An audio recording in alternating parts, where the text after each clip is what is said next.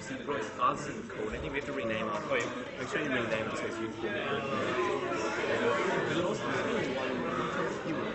No, I think you could have it too. Yeah, we'll know it.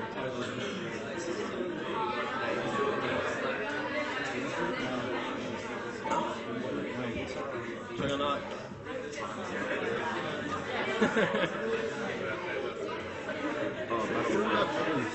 Huh? Oh yeah, we need evidence. That's I got my computer. That's kind of yeah, that's pretty good idea.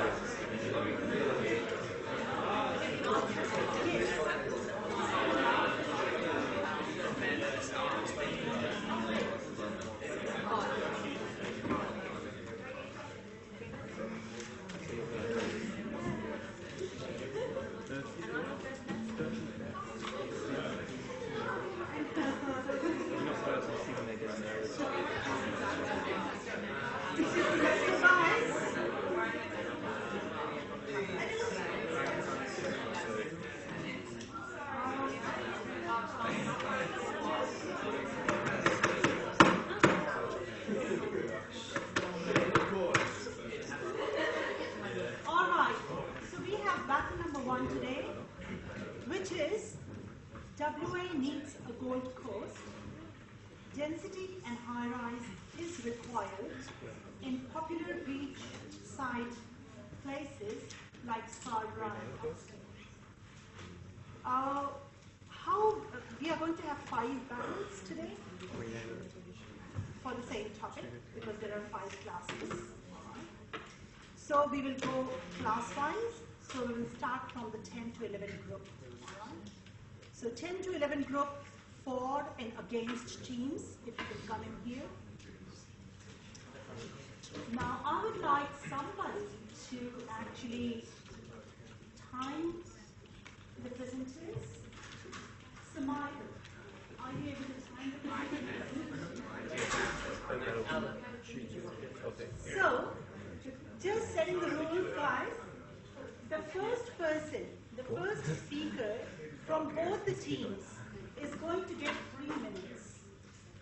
So Mike, after 2 minutes, if you are able to give them a warning. So how are you going to give them a warning? Will you ban something? Should I give some rights like They usually don't don't say. So maybe like that, somewhere. Yeah? So do that. And then 3 minutes, just do this. They have to leave. We are not going to listen to them after that. Now, for the second speaker, guys, you are going to get 4 minutes. Second speakers are going to get 4 minutes. So, Mike, after 3 minutes for the second speaker, you have to do the warning. That is 2 bands. And after 4 minutes, just 2 more bands. Which one? And the last speaker is again total 3 minutes. So after 2 minutes, 2 bands, 3 minutes. Alright guys, so let us start. Now I'm going to give you a quick oral feedback. We don't have much time, but I'll be able to tell you, what were the good points and the positives, what were the negative points, and so on. Alright? So it would be more of an oral feedback. That's it. Okay? Is it fine? And then I'll also ask the audience in terms of who they think is the winning team. Just to get the audience participating. All right, let us start. Can we have people come in and sit here, guys? So we have Shelby, Renan, and Chelsea. And then we have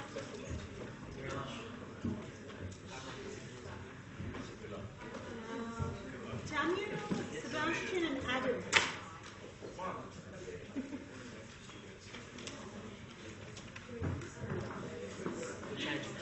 Now the speakers can actually take the microphone away over there if you want to. Or if you want to just speak from here. Bring up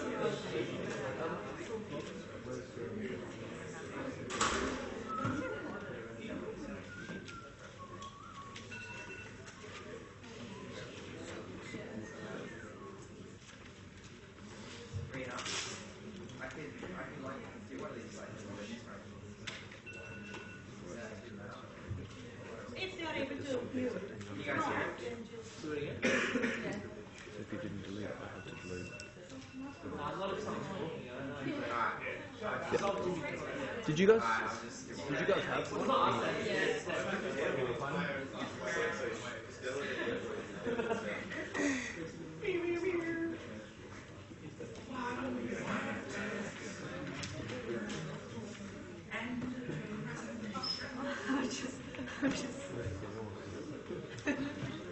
Are we just going to speak All right, guys, start.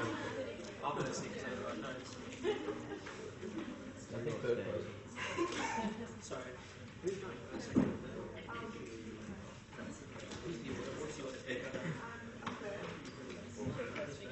can stand up there. The speaker goes up to the mic. Okay, we are already 10 minutes late, so please let us start. Yep. Go? Okay.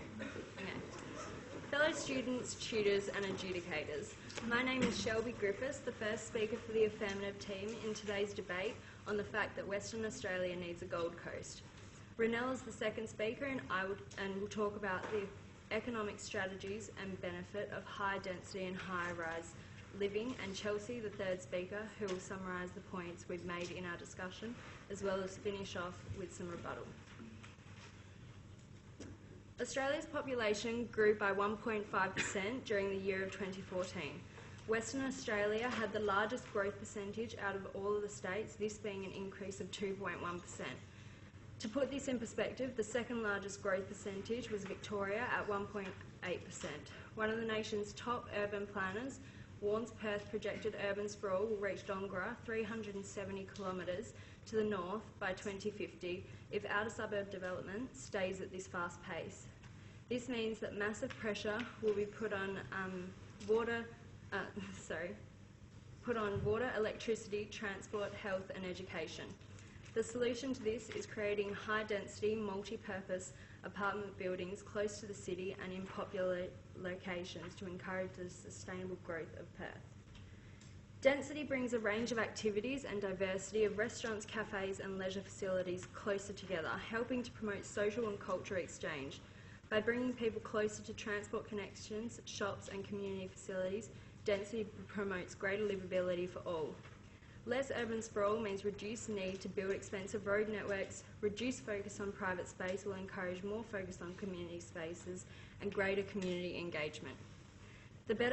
What better place to increase density than one of our coastal locations, drawing more attention to the beachside living benefits of WA. The Scarborough and Cottesloe objectives are to provide built form that reinforces the creation of a safe, mixed-use, pedestrian-based, efficient and accessible centre. To make this achievable, the beachfront needs to be upgraded to contemporary standards. The benefits of density are significant and the downfall responding to population growth by putting up more new outer suburb miles from decent employment opportunities and cultural facilities is obvious. What it does mean, however, is that things need to be properly planned. Greenery, communal and community spaces need to be allowed for and encouraged. Planning needs to be context specific and done through processes which actively involve residents.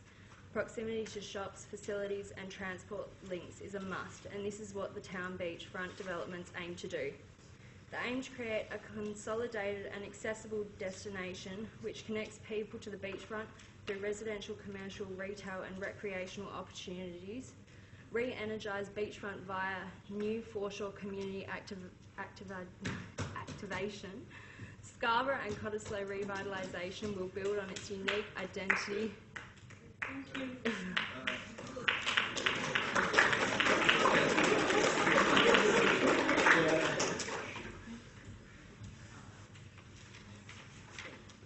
So first speaker for the against motion.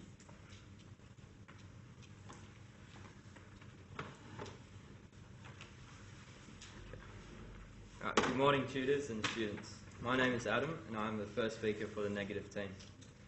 On my team is Sebastian, the second speaker, and the third speaker, Damiano.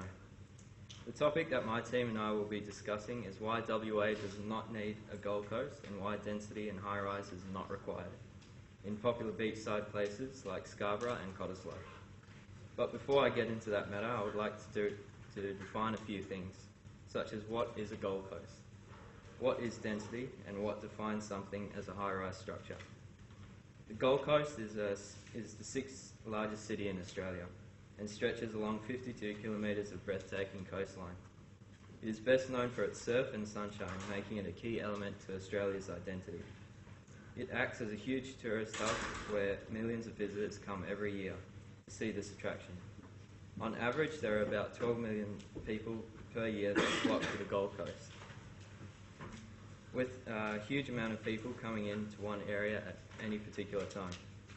Just think how much of a negative impact that would have on WA if a Gold Coast scheme were to be put forward. We are already a growing nation, so if we add a Gold Coast to WA's coastline, the huge influx in population would mean that the visual amenity would be ruined from the high-rise buildings, and it would cause massive gridlocks on the roads nearest to the beach as more and more people are trying to get to that spot. Density is defined as the number of people in any given area. At the moment, WA's density is slowly increasing as more people are settling down here.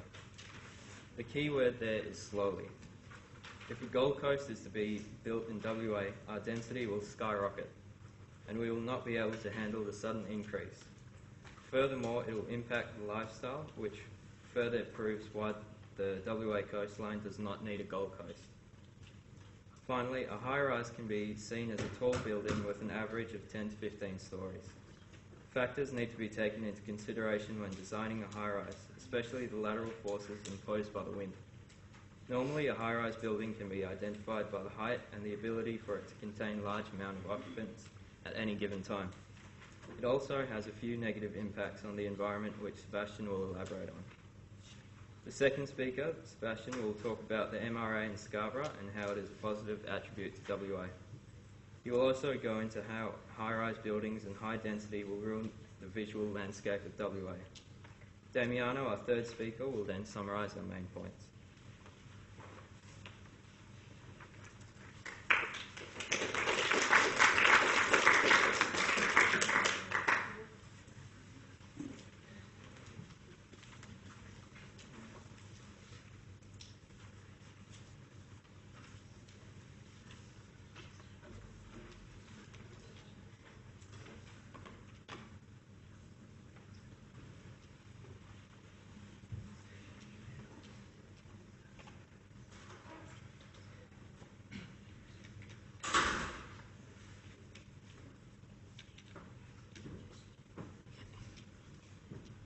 Good morning. I'm Renelle Pinero, the second speaker for the affirmative position in today's debate on the fact that WA needs a Gold Coast. So to start off, our first speaker, Shelby, talked about the benefits of density and the way Perth is able to use these to its advantage in improving the lifestyle and built environment of coastal locations like Cottesloe and Scarborough. Another reason WA needs a Gold Coast is to enhance our economic standing with the rest of the country. A high-rise, high-density plan will achieve this through the revitalisation of a beachfront in Perth. So Western Australia has a coastline that stretches 12,500 kilometres along its perimeter. This makes up 1/3 of Australia's coastline. So why can't we use one out of the thousands of beaches in WA to create this refreshed high-rise coastal environment and improve the physical and visual connectivity of our state? In the current master plan for Scarborough, proposed by the Metropolitan Redevelopment Authority and the City of Stirling, the following economic strategies have been proposed. To have mixed-use developments that incorporate retail and commercial spaces, tourism infrastructure to drive the future visitation, and supporting accommodation options. Some of the planning schemes in Scarborough include reconfiguring the beachfront car parks into streets, linking the Esplanade to the West Coast Highway to enhance beach access and improve connectivity, having a beach pool, introducing projects like the Scarborough Square, and new food and beverage and retail outlets which aim to support daily and seasonal activities, Sunset Hill, a multi-generational park which connects users to the beachfront, and the Beach Hub, a redeveloped surf lifesaving facility. All of these plans aim to improve the attractiveness and lifestyle of Scarborough, bringing locals and tourists together to this coastal destination. The urban renewal of Scarborough and Cottesloe offers a more higher quality public facilities, amenities, accommodation, and opportunities for investment and employment. There is a hidden attractiveness that communal living brings on a global scale. A high-density approach to living offers priority to outlooks, views and vistas. An aim would be to create a streetscape relationship with tenancies facing the street that portray an attractive and inviting frontage. Currently, these two beaches are disappointing, unattractive and outdated to not only tourists but locals as well. Perth has fallen behind the rest of the country when it comes to developments, not only beachside. However, we are catching up. For example, the current riverside development occurring in the CBD, known as the Elizabeth Quay project, which aims to reconnect the city to the river. Our next step would be in our coastal region with Scarborough or Cottesloe. I now have some rebuttals to say in response to the points mentioned by the opposition's first speaker. Firstly, you mentioned that the Gold Coast is the 6th largest city. We're not asking to have another city on our coastline. We want more high-rise, high-density development, more like Manly, which works better with this site. You also mentioned having gridlocks and that there would be problems with accessibility and parking. With the new plan, like through urban planning, there will be transport alternatives, just like Cottesloe has the free Cottis Cat, which runs from the train station to the beach. Scarborough will hopefully adapt this in this new plan. And then you mentioned that high-rise is 10 to 15 stories. Not necessarily. The current plans to high-rise exceed to 8 stories, which don't affect the sunlight on the beach or views and stuff. And yeah, that's it. Thanks.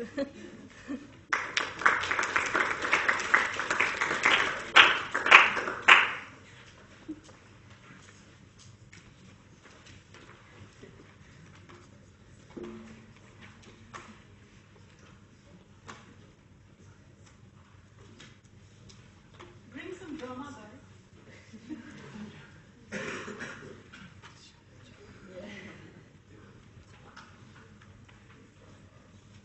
So, the Gold Coast and its high-rise and density issue should not become a part of WA's coastline, as it changes the beach lifestyle, completely changes the natural components and aesthetics that make Perth a unique place to live in.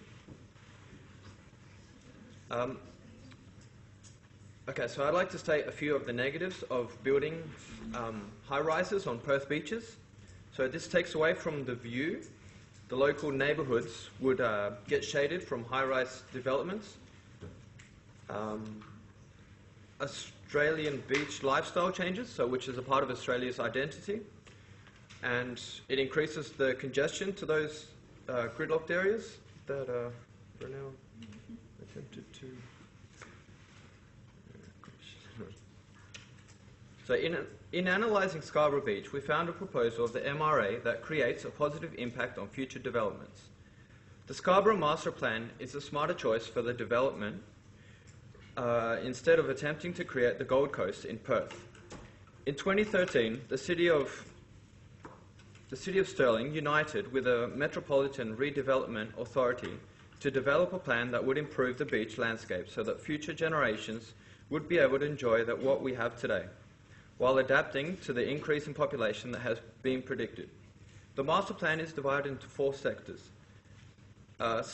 Scarborough Square, which is the natural aspect, the flora-fauna, as well as having existing and new foods and functional activities.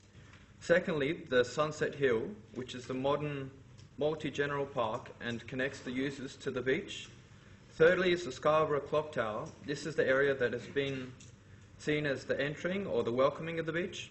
And fourthly is the Beach Hub, the redevelopment, the surf club, bars and restaurants. The key design differences would be the Esplanade as a link to the West Coast Highway to improve access and connectivity. Visual impact of the increased greenery in contrast of car parks, potential malls accessible by taxi or buses, and the reconnection of the beach with the Sunset Hill. This plan emphasises vegetation and community rather than having high-rise and density increase. This plan is not a high-rise solution.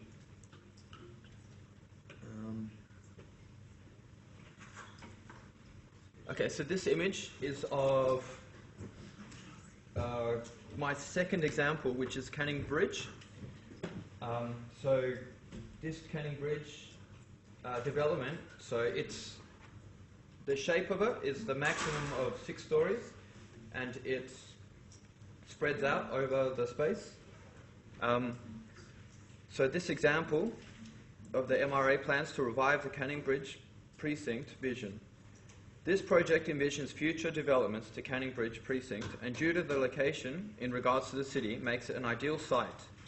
The Canning Bridge precinct will evolve to become a unique, vibrant, creative community centred on the integrated transport node of the Canning Bridge railway station, Canning Bridge Precinct Vision 2011. And this is more sustainable for public transport as well, due to its location. This is an example of how the current direction of developments is heading, which is positive to our coastline.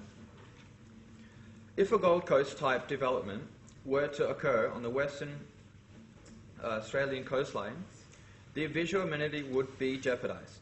This has been demonstrated by existing structures such as Fremantle Port Authority and the Rendezvous, formerly known as Observation City.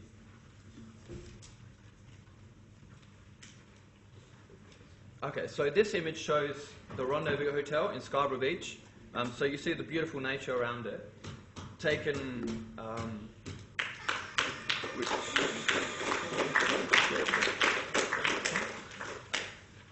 okay, so skipping on. Is that it? Okay. All right, guys. Thank you for that. That's all right.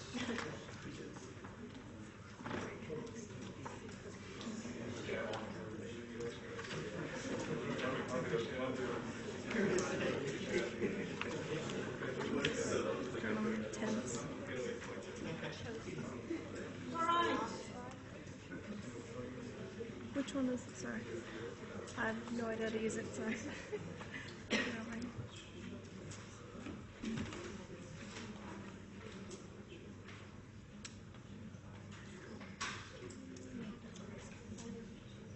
Is it the last slide?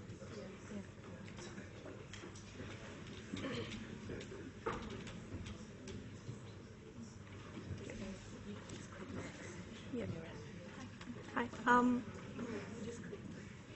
That's all. Yeah. Good morning. I'm Chelsea Chan, and I'm the third speaker for the affirmative position in today's debate on the fact that WA needs Gold Coast. My team has raised points for the idea of Gold Coast being implemented into WA, and we are for this idea.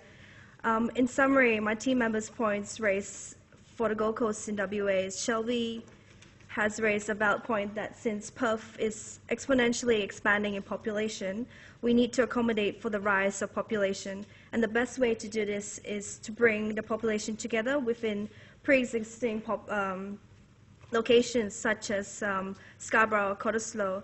This prevents urban sprawl. And as she said, why would you spend money on new buildings, spending on new roads and like new suburbs rather than preoccupying pre-existing locations. This will also encourage walkable suburbs and update the public transport within the area, such as the accessible bus lines within the location to prevent congestion, as they've been talking about. Bringing density into the coastline will also bring in ranges of activities and aid local businesses and employment within the area. This will also bring life back into these coastlines. And as Renel mentioned before, that the Cottesloe and Scarborough has a, it looks really, if you go there, it's just really dead. It's not really lively. And this will attract people to live within these areas and bring mixed-use buildings and apartments. And in summary of Renelle's point, she raises another beneficial factor in bringing these high-rise buildings into the coastlines, such as it will help in the economic standing for these locations. Bringing these high-rise buildings will bring in new businesses, special local businesses, and this will aid in employment rates, communal area employment rates, and help with local businesses along Scarborough and Cottesloe. It will connect and create a communal area for the residents, making it a more attractive area to live in, attracting both tourists and investments. And in response to the other team, they talked about how Scarborough, the master plan is not a high-rise, it is a high-rise master plan.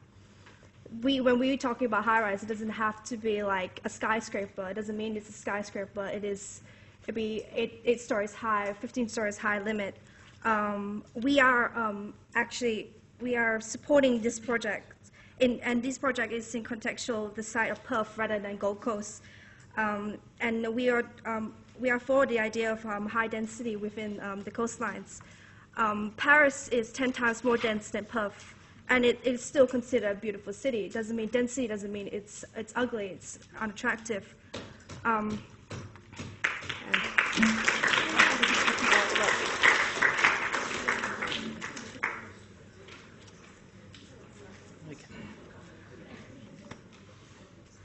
So my name is Damiano. Basically, just to address a few of those points briefly, the idea of a high-rise city to us, and you state that the MRA development for Scarborough is not a high-rise. Yes, in a way, it does have an element of high-rise buildings in the middle of this development. However, in relation to a high-rise city such as the Gold Coast or any other city of that matter, where it extends over our whole coastline, this is what we were trying to avoid by saying that we do not want our coastline to be surrounded by buildings and that they should be isolated in a small area, because the inevitability is that eventually we will expand and go up.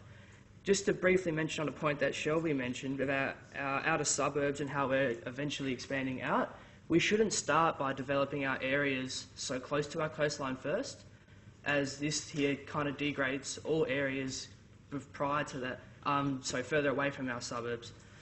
To give you an example, a lot of our coastline housing have a lot of views of obviously our coast, and the suburbs surrounding it are this Australian mentality and lifestyle about why we go to beaches in Australia.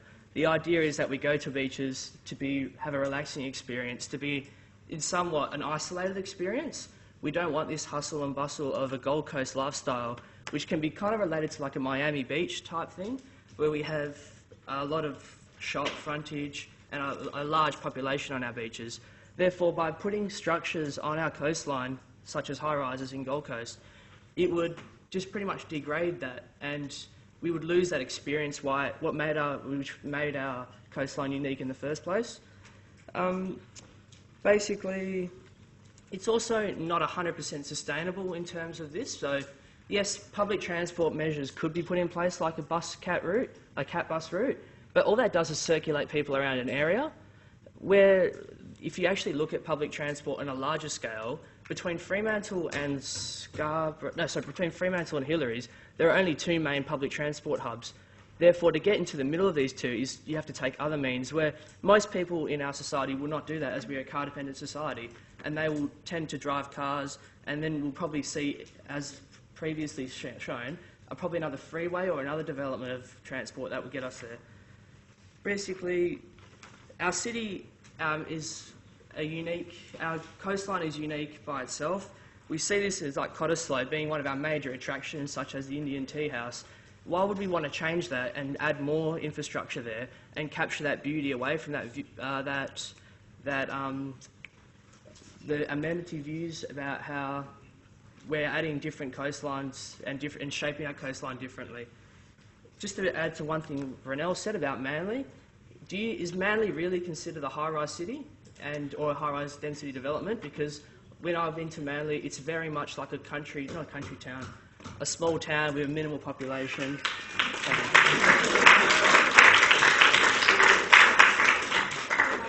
right, guys, let me take the audience report. Give a loud clap if you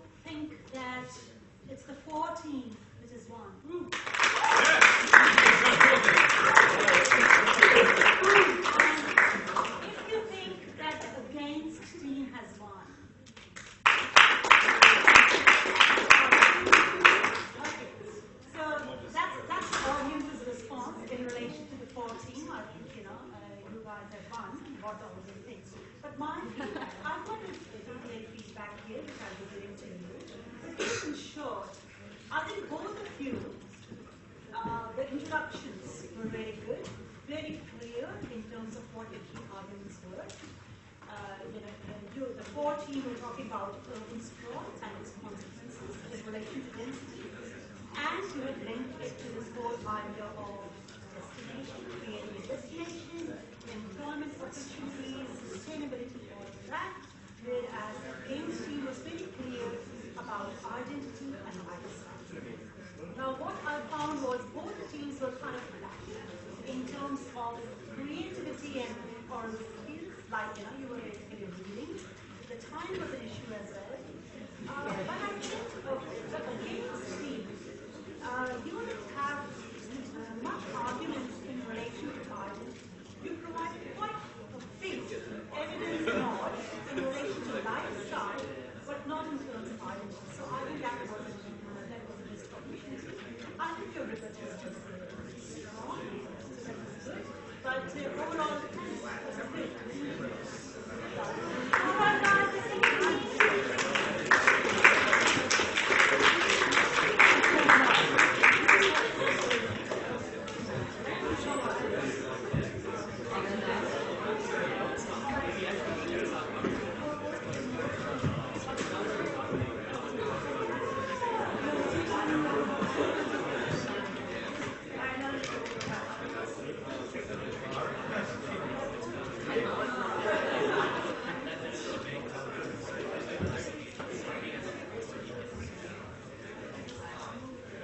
There you go.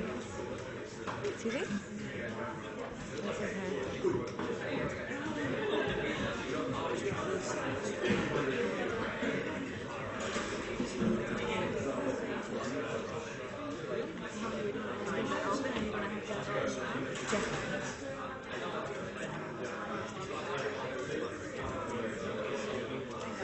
Alright guys, so we have got Vanya, Olama, and Dina, and against we have got Ryan, Jenny, and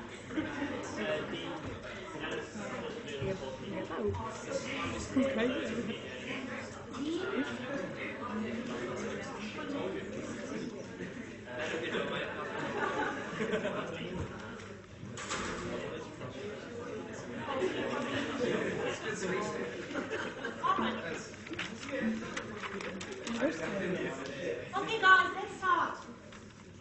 So we'll have the 14. The first speaker is the 14. Yeah. Hello, my name is Dinar.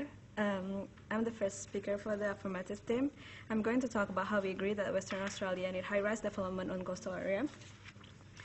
It has been debated for a long time whether high-rise should be allowed on beaches such as Cottesloe and Scarborough.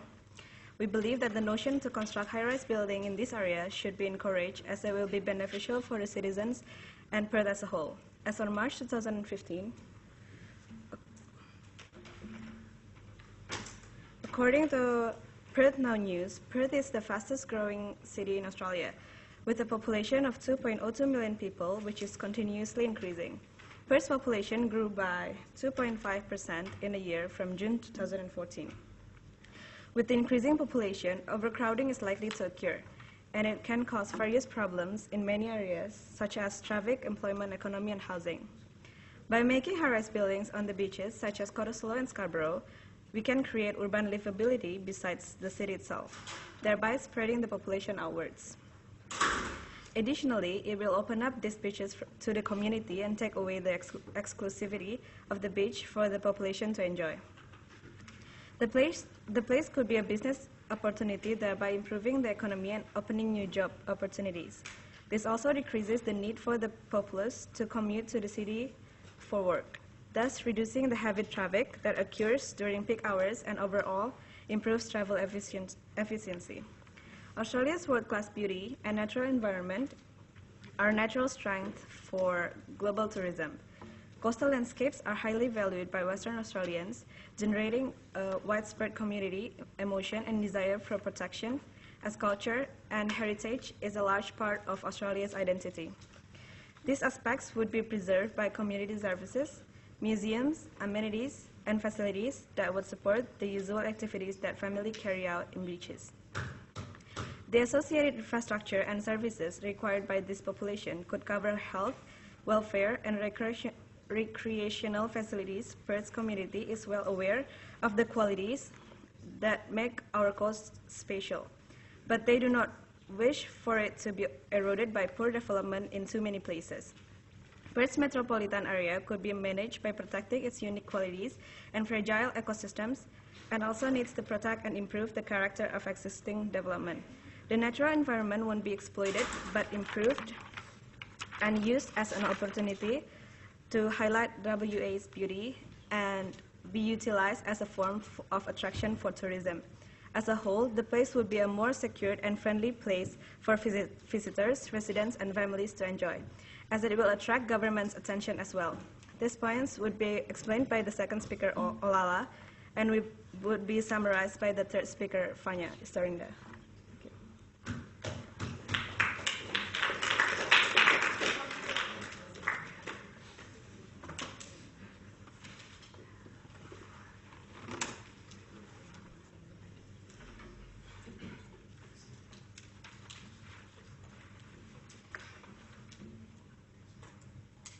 All right. Good morning, everyone. I'm Brian, and I'm going to be telling you why we don't need another Gold Coast. So, one of the main features of the master plan is to make a whole new vibrant space where it's family friendly, lots of different activities like parks and skate parks, boulevards, promenades, and grassed areas, and all these fantastic places for retail and commercial. But with that, you have to look at transport. How do you get people in? So with that, they decided to, in the master plan, to remove quite a lot of free parking. With that comes a lot of negative impacts for the area. So when you start developing, you need to have people come in. How do they come in? They come in mainly by car because we're car dependent. By removing these car parks, people are forced to go outside the centre. So you can't park in right next to the beach. You can't walk 100 metres. You have to park somewhere out on the verge, in the streets, in the suburbs, on private property. So councils will now be enforcing these time limits, so they'll have electronic monitoring to catch people staying longer than they need to. With that, you get more fines, so people won't be encouraged to come back down to Scarborough. And that plays a very big impact on the way the whole thing works. So if you have a look at Gold Coast, it's surrounded by water, and therefore you have the separate barrier between beach, land, beach, and then suburb. What that does is it allows the community to park in very small little car parks scattered around the area. So it's not a place where you come for the beach. It's a place where you think, okay, how does this all work? How can I actually get down to the beach, or where can I park? So going back to Scarborough, you're pretty much creating a dense little society which is bordering all these other people. By having this massive mass in the middle where all the hotspots are, you're catering for these high-rise people, and it doesn't help the community. So the community gets left out, they get left behind, they get more people on their verges, they get more people just hanging around because there's no place to park. If you're a family, you can't bring your 3 children down to Scarborough to go enjoy all these wonderful places that are just really nice. You have to take the bus, which takes time, inconvenience, and it costs a lot of money to take your whole family out. So parking is a massive impact, and I believe they haven't changed or done anything better for it. Yeah. Thank you.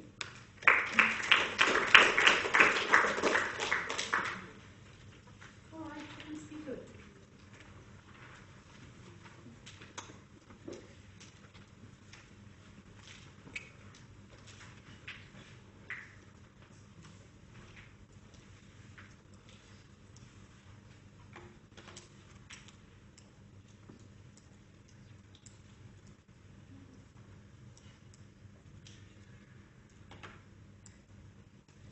My name is Ola. So first I'm gonna explain about the population. So from the Australian Bureau of Statistics Regional Population Growth in Australia, the population growth between 1973 to 2013 in Perth has risen 152%, and approximately to 1.2 million people. In more recent years, Perth has been the capital with the strongest growth between 2012 to 2013. Perth grew by 3.5%, and now this is the projected population growth in the next 40 years. As you can see, by 2053, Perth's population would have reached 4.8 million, more than double the population we have now. And the capital city of Western Australia is a crucial aspect of the Australian state economy, contributing to the prosperity of business in the city. The number of international visitors grew by 2.5% since 2011, and interstate visitors grew by 7.4%. These visitors spent a total $34.4 million night in WA and spent a total of $3.448 million in state, resulting in $6.32 billion by gross state product. And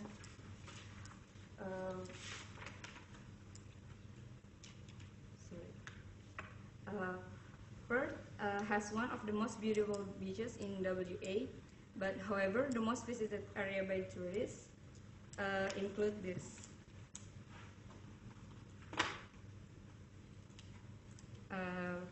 Which is there's no beaches, and by developing strategic development on beaches such as Cottesloe and Scarborough would bring attention to Perth's natural beauty.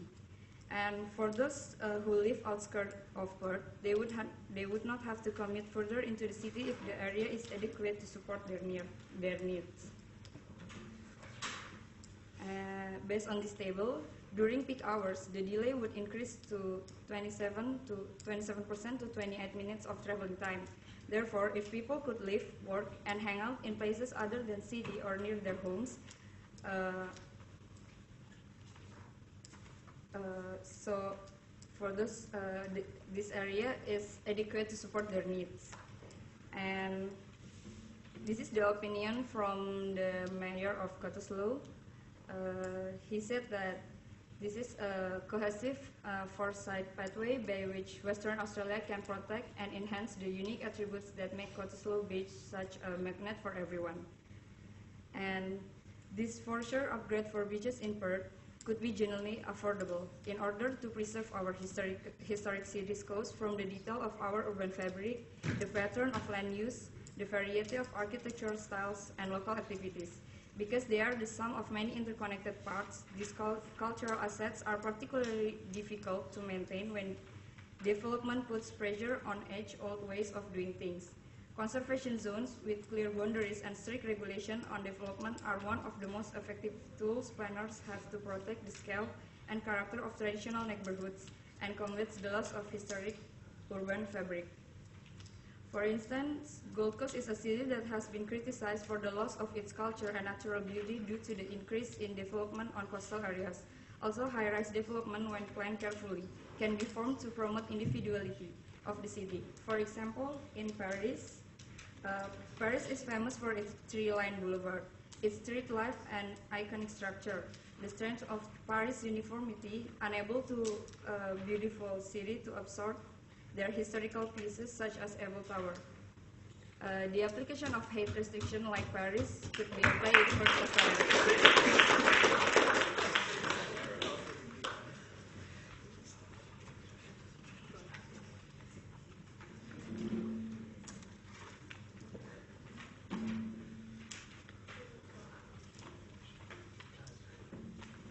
Yeah, thanks, Ola. That's pretty impressive. Very much. But yeah, I can only agree to a certain extent, because if you have a look at Western Australia as a whole, like as a country itself, you can see it's basically categorized in 5 different categories. So there's Australia's northwest with the beautiful landscape, the Pilbara and the Kimberleys. It's all about like the very nice, like the white space, open space, beautiful country. You've got Australia's outback. I mean, most of Australia's outback anyway, but the Western Australian outback is pretty nice. Has got this deep sense of history and culture in there. You've got the Margaret region with all the wineries, vineyards, and nice farmland. Of course, Perth itself is the capital of Western Australia, and the Coral Coast itself, which is pretty much stretching all the way from like the entire western coast of Western Australia.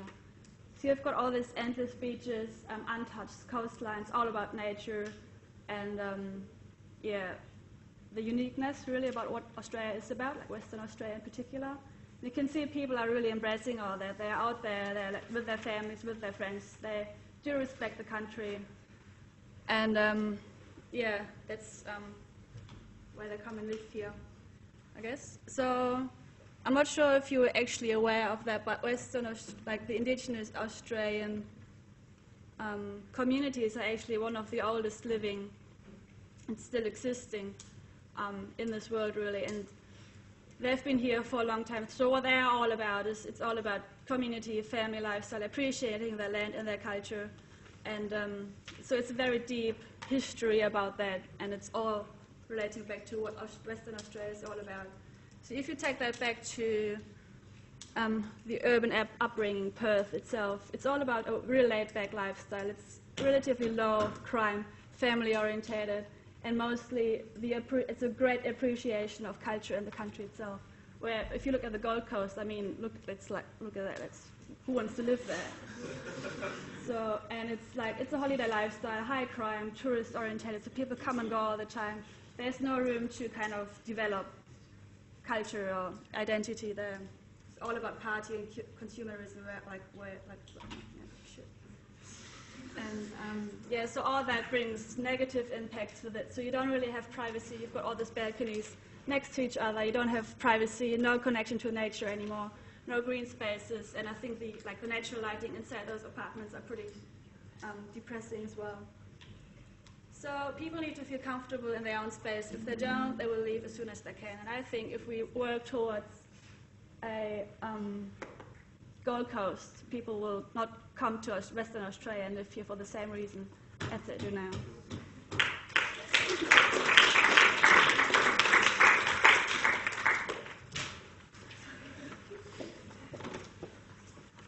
All right, thank you, Jen. And I'm the third speaker for the affirmative team, and I would summarize the points that we have talked about. So in conclusion, we believe that Western Australia needs high-rise development in these coastal areas in order to bring a sense of vitality to the beautiful beach environment we already have. Because if you see now, the beaches that we have are pretty lifeless and dull, as mentioned earlier by the citizens of Cottesloe themselves. And we agreed to the development of the beachfront to give a balanced urban space between commercial, residential, and environmental aspects that allow the residents to enjoy the work-life balance in places other than the city. It would create a commitment to a diverse economy, creating opportunities to attract businesses, investors, students, to a vibrant, innovative culture and diverse careers. And to summarize to what we've talked about before, it would obviously prevent congestion during peak hours on the way to the city, and it would create walkable areas in the beaches. And it doesn't necessarily have to look like Gold Coast, because as we have mentioned earlier, that high-rise development doesn't really need to be skyscrapers, but like in Paris, they have a height restriction, and it still looks beautiful. Additionally, it would transform the beach into a vibrant and multicultural collection of villages that would just add to Australia's greatest urban coastal areas. And these high-rise developments doesn't need to be implemented in all beaches, just some beaches. And also to pinpoint that the revitalization of these beaches would not result in gentrification or destruction of culture and the environment, but instead maintain their affordability and preserve the unique characters we already have. And as Jen mentioned earlier, that crime rates could increase, but crime could be controlled if there are more people employed, because when unemployment increases, that's when the crime increases. And if we create high-rise development in these areas, it would create more job opportunities. So it would certainly be a great loss if you do not utilize this opportunity to enhance Western Australia's natural beauty for residents and visitors to benefit from, and resolve the city's and neighboring issues involving the growing population and density. Thank you.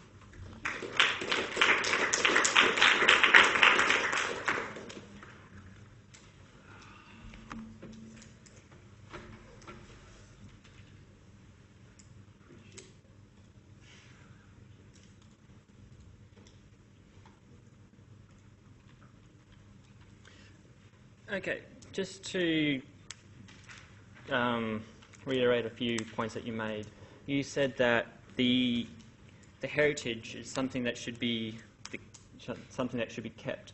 However, with the master plan and all these development high-rises, you start to throw away that idea. So by making more very expensive apartments and spectacular views of the coastline, and you start to forget about the outer suburbs. So instead of maybe going up, why can't we rather go down and have more integration with the suburbs, making better connections between the suburb and the beach, rather than making everyone go up? So with that,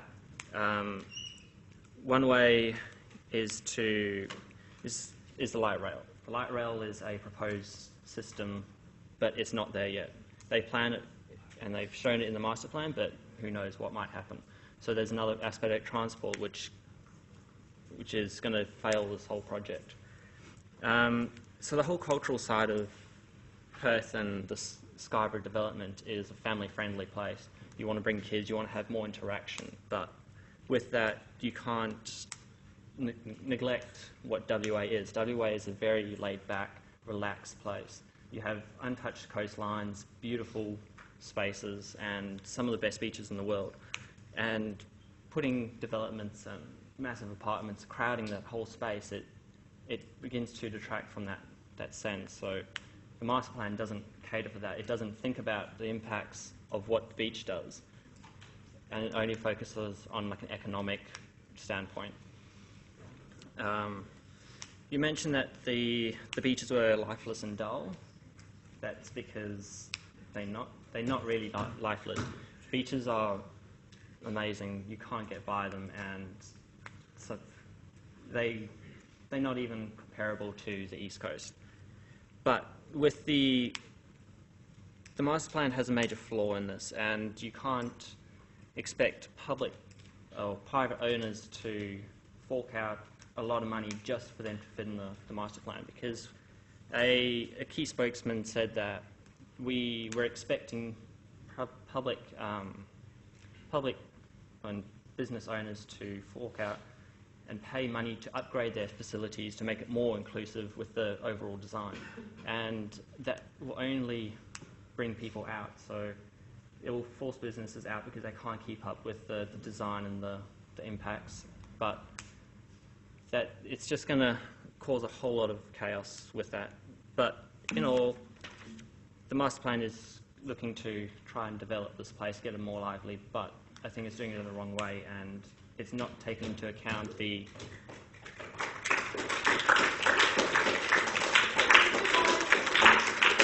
All right, let me ask the audience. Please clap for the 14 if you are within.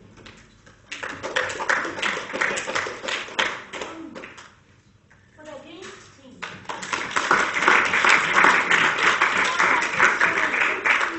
The winner. I thought both of you had really, really strong points. Now, first with the 4 team, there was a very nice storytelling. So you started with this whole overcrowding in the future kind of scenario, and which will lead to traffic, economic, employment, all those kinds of problems.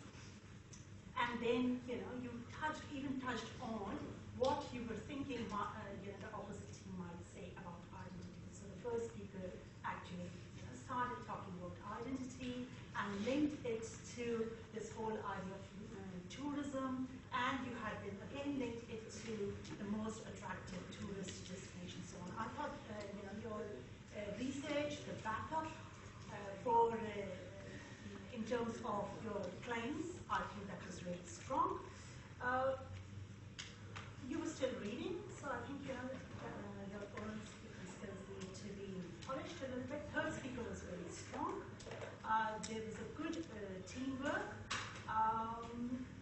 Rebuttal, I think you were able to do that in terms of the crime rates. So you said, yep, employment will lead to more good increase in terms of employment rates, that will reduce the crime rates. So that was good.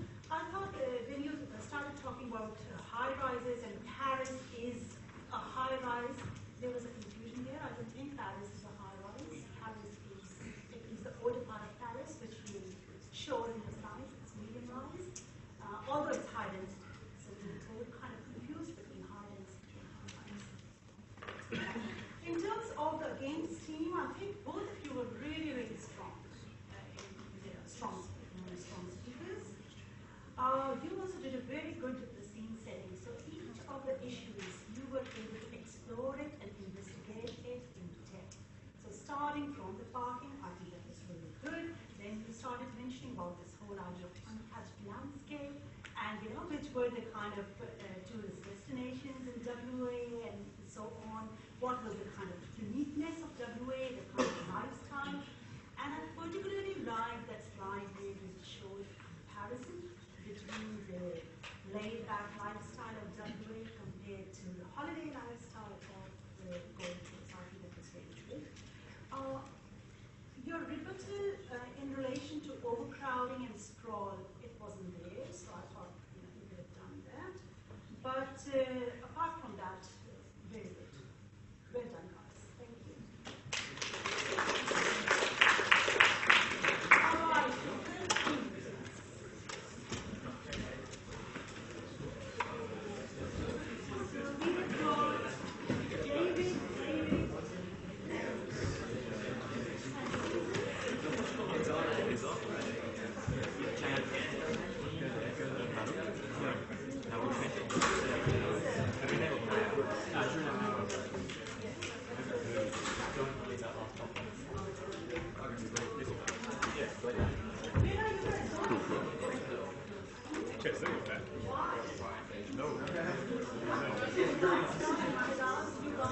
I just did mine. David C. David Thompson. I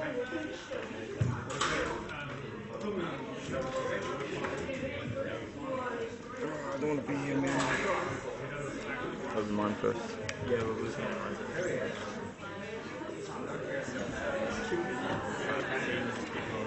And guys, are you taking the road map right at the end?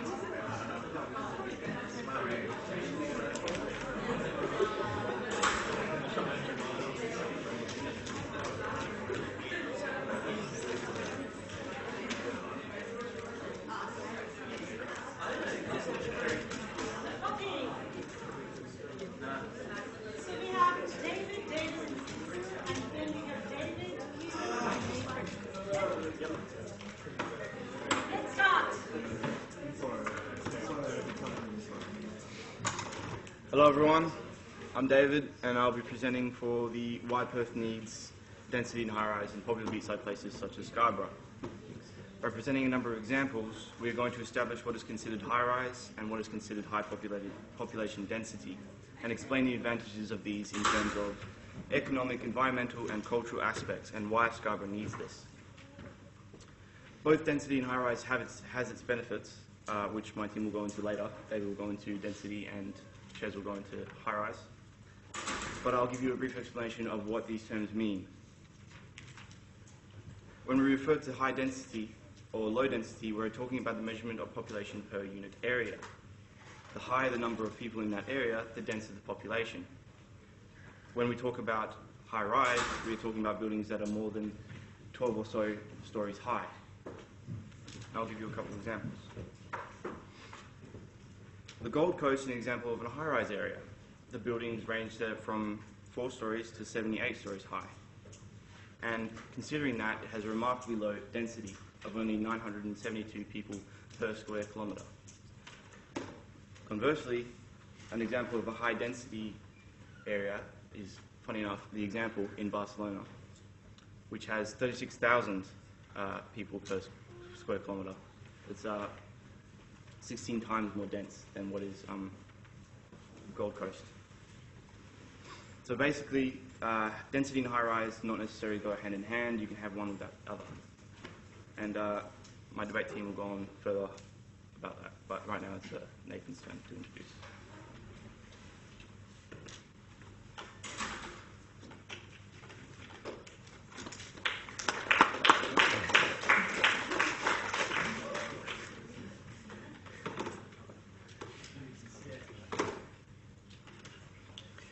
Okay, so as we know, the topic is WA needs a Gold Coast. So we disagree with the definition given by the opposition. Collectively, we do not believe that high-rise structures are the solution to the problem. We believe that the Gold Coast model of high-rise and density is ill-suited to Cottesloe and Scarborough coastline. Today's first speaker, Nathan, will be introducing our side of the argument, stating that the Gold Coast model isn't focused on its residents and that Fremantle's urban model is a better solution. Our second speaker, Kieran, will then further elaborate on the points I've made, also saying that the Gold Coast puts the focus on maximising land use and making profits from its tourists, resulting in some unplanned consequences. And our third speaker, David, will rebut the affirmative position and sum up our team's case. Now, the first David Cousins, the first speaker of the affirmative team, has tried to tell you that the high-rise and high density should be brought across WA. This is wrong. Western Australia does not need high-rise and high density. Some issues with this model include a possible lack of privacy and noise problems, and also the link between high-density development and the aspects of sustainability may challenge for planning theory and practice. The Gold Coast is high density by Australian standards. It is high-rise, with most structures rising well over 12 stories in height, and is more focused on making profits from its tourists and meeting community needs. This urban planning model is proven to be unsuccessful, as shown in these graphs. As you can see, over the past few years, as construction of high-rise towers increases in the Gold Coast, the number of permanent residents is decreasing rapidly. Between 2007 and 2014, over 2% of its residents left the area. We see a better urban model is possible in the city of Fremantle. Fremantle shows considerable growth, increasing by over 2% in the same period of time. Fremantle's density is increasing as seen on this graph, but through intelligent planning, the character of the city remains the same. Fremantle is a medium-density city by Australian standards, is low-rise, with most structures remaining under 3 to 4 stories, and also has strategies for increased density and is more community and heritage focused. Now, before we allow the opposition to rebut, I'd like to make the bold statement that Fremantle is not only better than the Gold Coast, it's more sustainable, more environmentally friendly, and can be replicated to create the closest possible single perspective of an urban utopia. Thank you.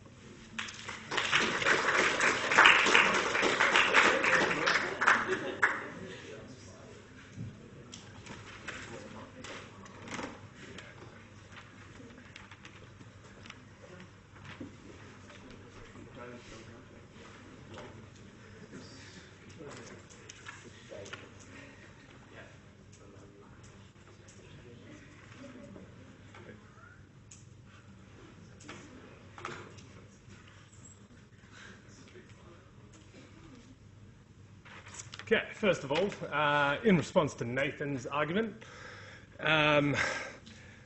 he says that we're saying that we need a Gold Coast. The question is not that we need the Gold Coast, the question is we need a Gold Coast, not the same thing, okay? Now he says that the Gold Coast is dense by Australian standards and that it doesn't really work as a community, but why is other high-rise and other high-density places around the world, why are they successful? So it's not exactly that we want the Gold Coast, we want a Gold Coast. He says that Fremantle's the best urban model to, bring in visitors and attract people to Western Australia, but on average, Fremantle only has 157,000 visitors per year. That's tourists. In the Gold Coast, they have almost 12 million. So there's a massive difference there. And if we had a Gold Coast, it would be much more economically beneficial to Western Australia. So, as we have established earlier, Dave said that density and high-rise are two separate things. They're not the same thing. So I'm going to present the advantages of density and why it is required in the suburbs of Scarborough and Cottesloe. So Western Australia has a population density of 1 person per square kilometre. That's for the whole state. Okay? So every single person has pretty much a square kilometre to themselves if they really want it. Now, the city of Perth has one of the lowest population densities in the world, which makes it unsuited to emerging environmental, economic and societal challenges of the 21st century. So, once again highlighting the difference between high-rise and density, both Scarborough and Cottesloe have a higher population density than that of Gold Coast. The Gold Coast has a density of around about 972 per square kilometre, whereas Scarborough and Cottesloe both have higher. So Scarborough, 2,800 and Cottesloe, 1,800 respectively. So even though higher density in these areas is desirable, perhaps we do not want as much as Barcelona, which is 36,000 per square kilometre. But Barcelona is a very, very livable city and enjoyable city. Now, highlighting once again the difference between Barcelona and high-rise development and density. In Barcelona, very dense. The buildings in Barcelona, an example, are only 4 stories high. What's generally considered high-rise is 12 stories, and what we have in, Scarborough, Observation City, Rendezvous, is 24 stories. So, you can have dense places that are not high-rise, and you can also have high-rise places that aren't dense, just like the Gold Coast. Now, with density, you have many outcomes. So these are the outcomes of density, and those things lead to better things for society, basically. You get a diverse range of people, less carbon emissions, less road, more space for greenery because of public transport and accessibility, less reliance on private vehicles, less carbon emissions, healthier people, more social interaction, healthier people, more productive people, and less crime, and a feeling of safety and friendlier people. So, this makes the environment more people-oriented. This here is a picture of me in the high density of Barcelona. So there's 2 of my friends and myself really enjoying the people-oriented environment. So, density equals diversity. Diversity equals better people coming to Western Australia, more creative people, more intelligent people, people who are going to make the environment better. Is that it? Yep. Okay.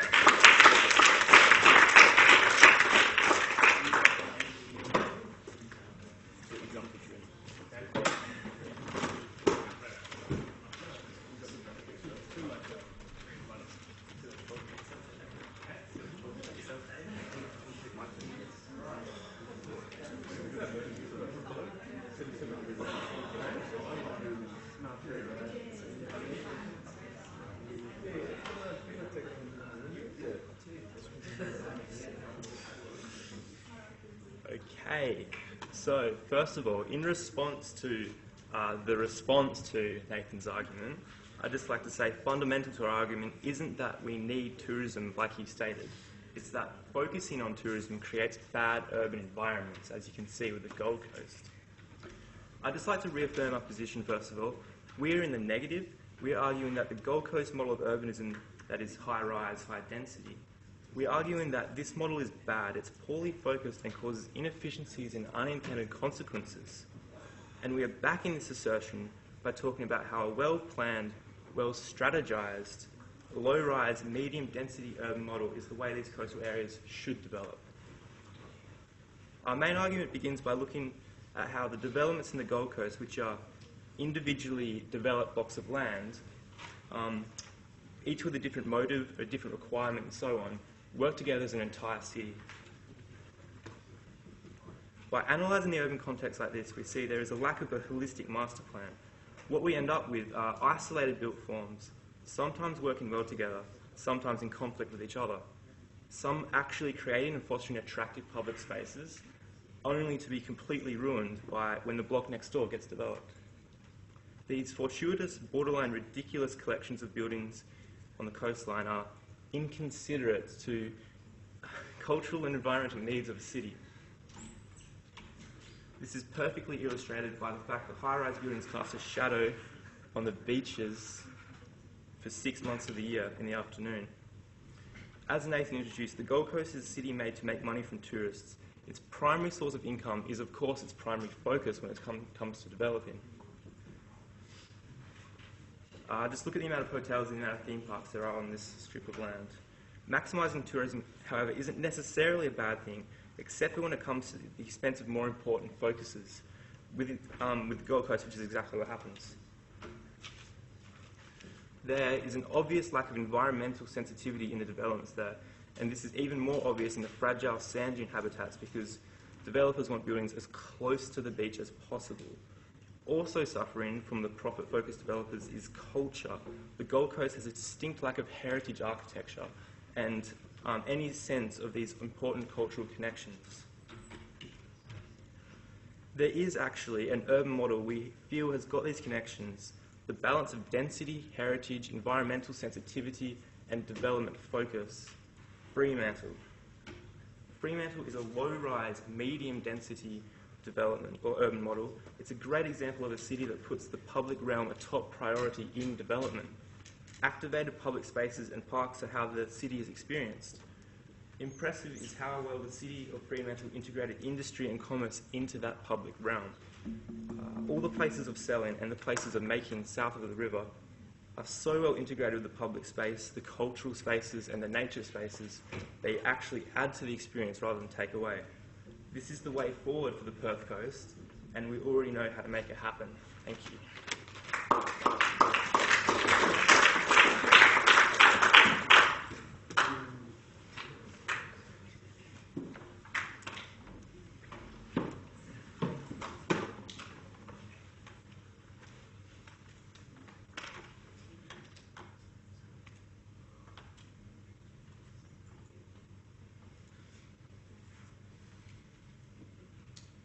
Okay.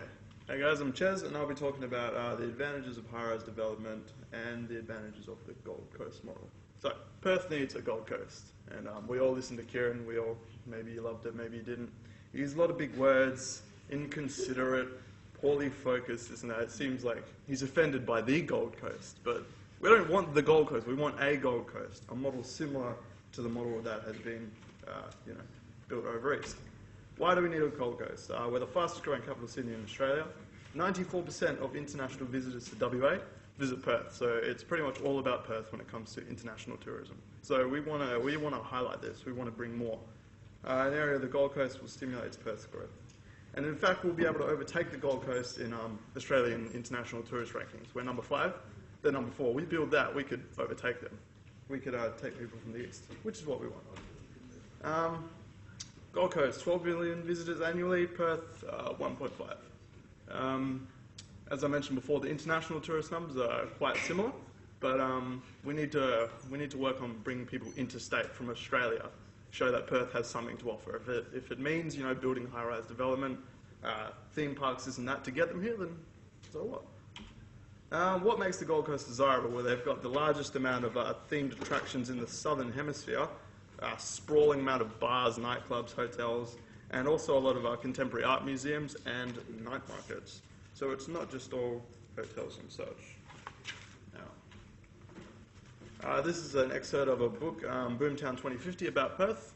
It demonstrates the advantage of high-rise development over low-rise. Obviously, less sprawl. It has a physical, smaller footprint. So that's 4,500 people living in high-rise buildings and the same living in low-rise. Now, if we look at it environmentally, in theory, high-rise developments along Scarborough, along Cottesloe, and along the coast could actually be of an advantage to the environment, simply because of the smaller footprint. We have the Swan Coastal Plain along our coast, one of the most diverse ecosystems in the world, one of 34 diverse ecosystems. So if we have a smaller footprint and less spread out, we'll actually be preserving this and stopping the erasure of the coastal topography that we have. Okay, our beaches and coastline, they are the crown jewels of Perth. By creating our own Gold Coast-like developments at our most popular beaches, Perth can draw people from all over the world and reduce the erasure of coastal topography. If we want to stay small and not relevant, I mean, our population is going to increase by 2.7 million people by 2050. That's over double. I mean, if we want to stay the same and not compete with the eastern states, not stimulate our own growth, you know, by all means, just have Fremantle, just all along the coast, just destroy everything, just, you know, yeah. But if you want to highlight our beaches and bring people here and keep up with the modern world, then let's go Gold Coast model. All right.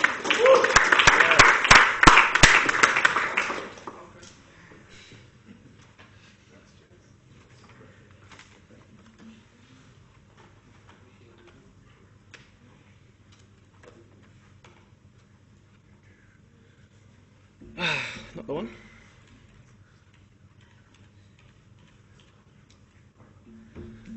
Okay, so now that you've heard both the for and the against, hopefully each and every one of you have an informed decision as to why the WA does not need a Gold Coast. As for those of you who are still on the fence about it, I'd like to quickly reiterate the few key examples we have made, whilst rebutting the examples made by the other group. Firstly, I'd just like to thank them because they've based their whole argument around the Gold Coast. A Gold Coast, not the actual Gold Coast. It is about high-rise towers, overpowering the landscape with these monumentous buildings and not having anything about nature. WA is all about nature. That's how we get our tourists. We have the best beaches in the world, amazing landscapes, and that's what we're about. We have argued against the question because collectively we have come to a single conclusion. The Gold Coast predominantly aims to satisfy the tourist sector of their population rather than creating a strong community where the permanent residents can thrive and inhabit. Therefore, it has resulted in unplanned consequences, such as these overpowering skyscrapers which cast large shadows onto the beachfront.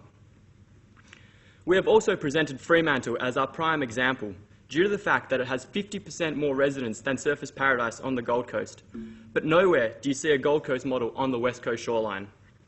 If you're still thinking, why do we need this Gold Coast?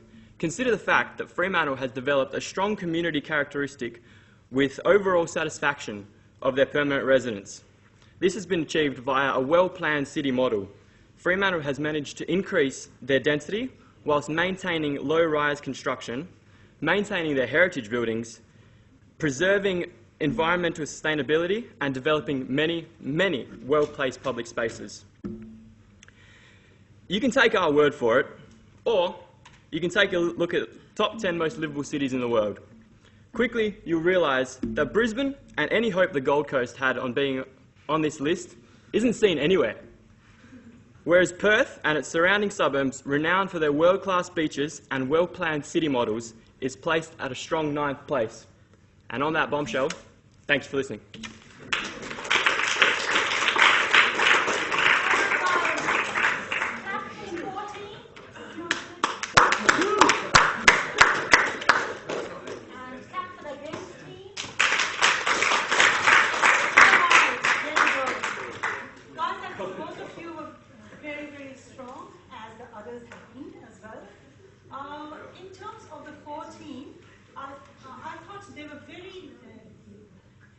Way of defining right up front what you meant by high density, high rise, and so on, because as you can see, in the previous presentations, there was a little bit of a doubt on what they actually meant by that.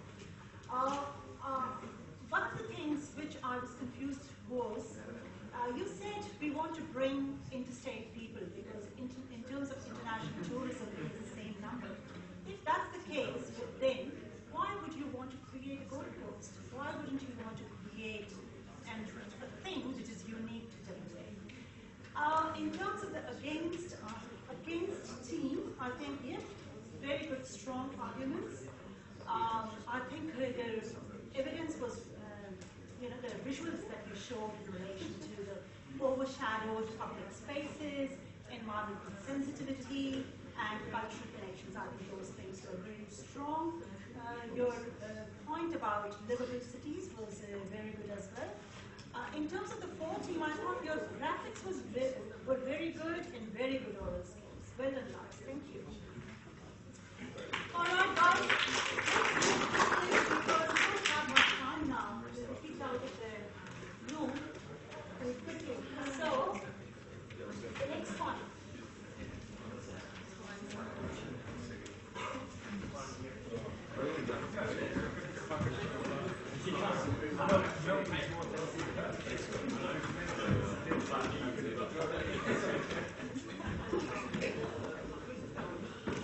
Do you know where the USB thing is?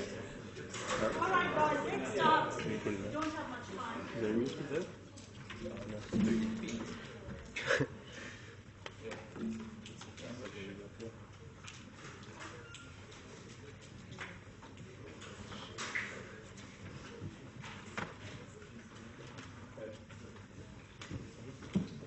Okay, let's start.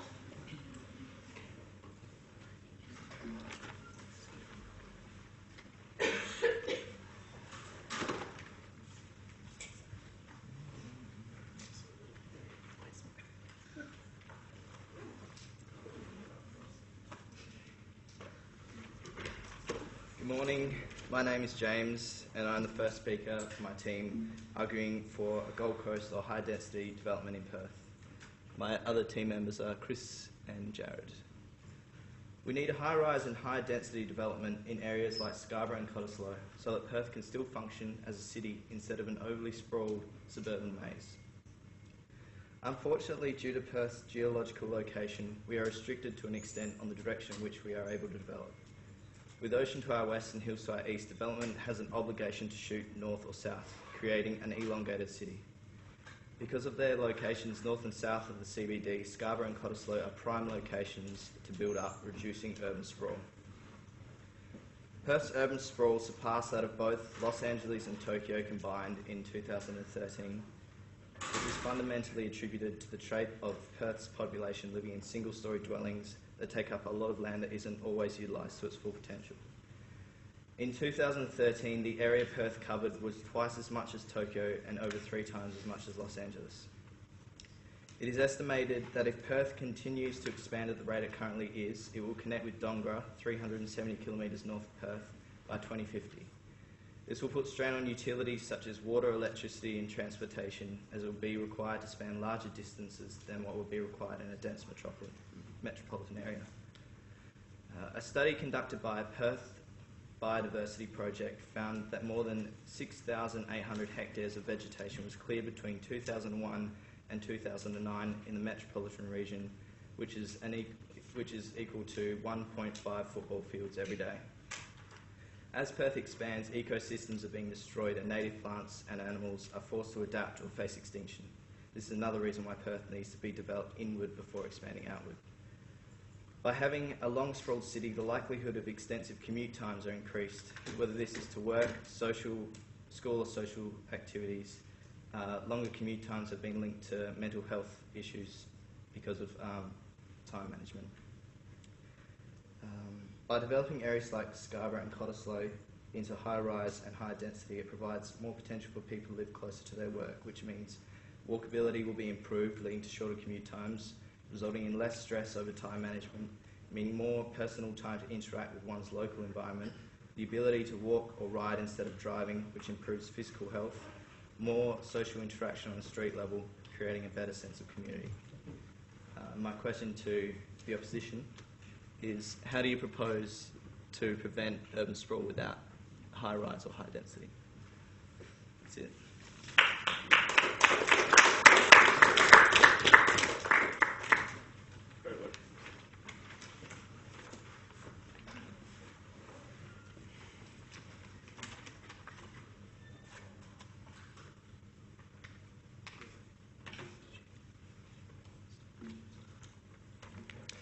Good afternoon, my name is Nicholas, and we'll be talking on the negative side of the topic. My teammate Edwin will be talking about environment, and the third speaker is Brian, and he'll be talking about identity. We accept the definition of the positive team, however we believe that their statement is completely false. We believe that the introduction to high-rise buildings as well as creating more density within these areas will cause to disrupt the beauty and the lifestyle of Western Australians. We intend to prove that there is no need to create a clone of the East Australian lifestyle here in Western Australia, as doing this will create cause for many problems within these towns and will end up leaving us with another replica of a city stripped of its core foundations. Perth's premier beachfronts are desirable places for families to enjoy themselves together, where communities have grown and small cultures have formed. Communities have refuted changes in the past with councils of Cottesloe allowing up to 8 stories on their beachfront. Residents such as John Hammond have made comments such as, "I think Cottesloe beachfront will end up looking like any other beachfront with high-rise along the front, and it will be a pity that its quaint sort of country feel will be destroyed by buildings this high." Not only do residents of Perth not want change, they need to be spared the Gold Coast style with high-rise adaptation, as we'll be saying goodbye to the future of the beach-style lifestyle in Western Australia. Deborah Goodstreet from the Urban Development Institute of Australia has suggested that a state loves the beach lifestyle. Policies have been put into place to create high-rise beachfront that has been seen as draconian, as they rely heavily on significant coastal setbacks to mitigate risk rather than exploring innovative in-term solutions to make the most of our valuable coastal assets. If this dramatic change to the way that we're living would take place would cause more harm than good, the government developing companies would seem to take more care of... It would definitely cause more harm than good, as the government and developing companies seem to care more about money than the people. This was evident last year in the Kaloom, Queensland, where protesters have suggested change will completely ruin the infrastructure of the area. One even stated, "The height increase is ridiculous. People can see for themselves by comparing the Coolum Caprice high-rise and the 2-storey shops across the road." Look, people all over Australia love the beachside towns. And without the need for high-rises in overdense areas, most still feel there is a need for change that isn't as drastic as the Gold Coast. We can take note from other beachside towns such as Santa Cruz, California, where their rather medium-density living and amusement park is that allows for a harmonious balance between keeping the culture of the city, maintaining the beachfront, as well as providing more jobs. All the evidence points us towards not allowing these high-rise developments, as it will destroy our beautiful hometowns and the culture of West Australians that we pride ourselves on. In summary, we definitely do not agree with the high-rise buildings and high densities that will have any benefit to Western Australian society, as it will only affect the communities and the areas in a negative way. Thank you.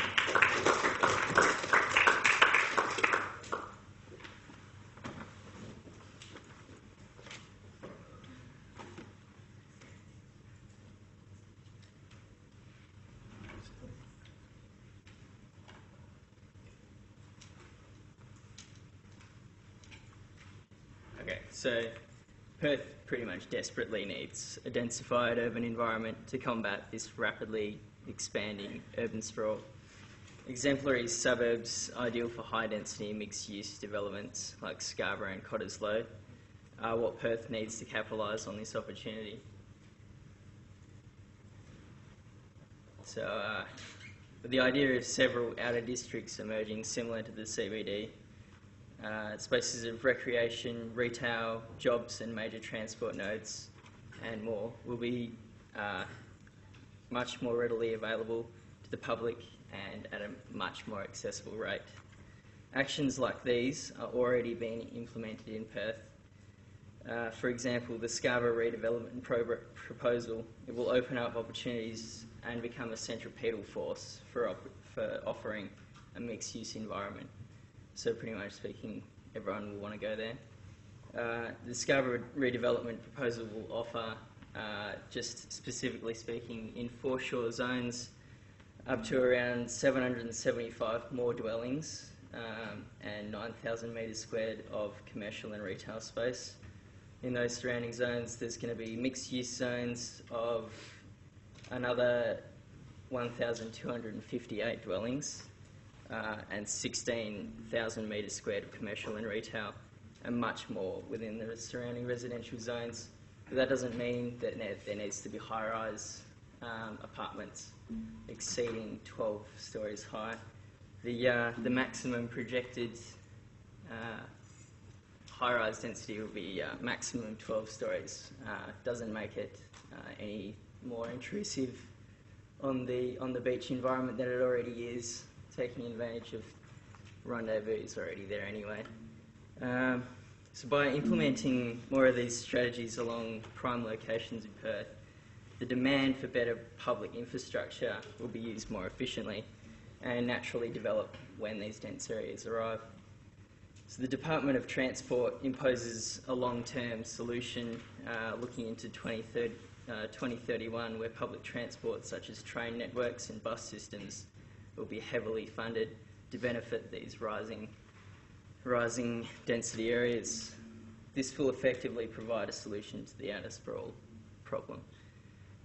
So while the implication of densification in these areas will benefit Perth, they'll obviously need a proper and carefully planned to make sure that the population will actually go to those areas.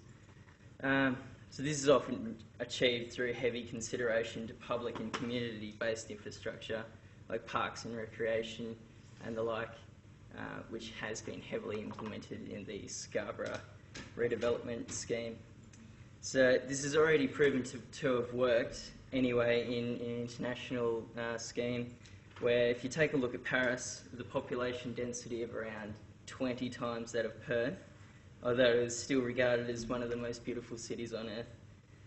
So my question to you guys is how can Perth function smoothly in the next 20 to 30 years under minimal public infrastructure as a seemingly endless suburban sprawling landscape? Thank you.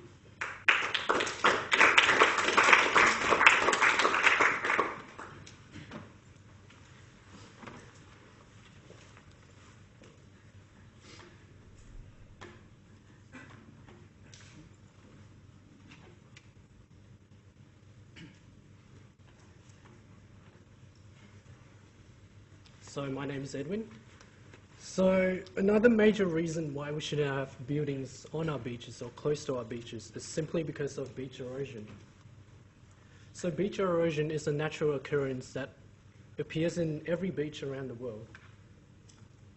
So beach erosion is defined by the removal of sand from the beach into the deeper waters offshore, usually caused by waves or wind. In most cases, individual beaches may only lose a few inches per year. However, the development of buildings and facilities can vastly affect the rate of beach erosion.